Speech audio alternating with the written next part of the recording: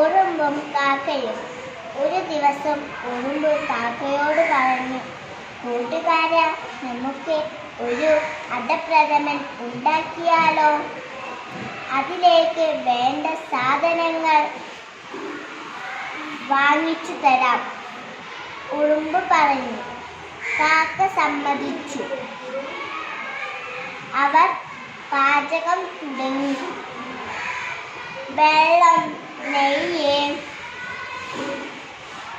ചെറുപയർ പരിപ്പ്, ശർക്കര, തേങ്ങാപ്പാൽ, ഏലക്കായ്, അണ്ടി, മുന്തിരി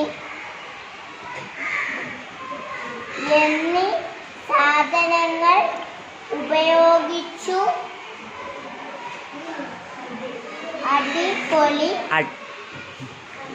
അടിപൊളി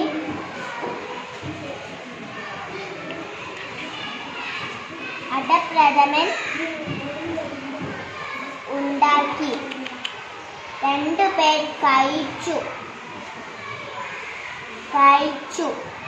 ഹായ്, നല്ല സ്വാദ്.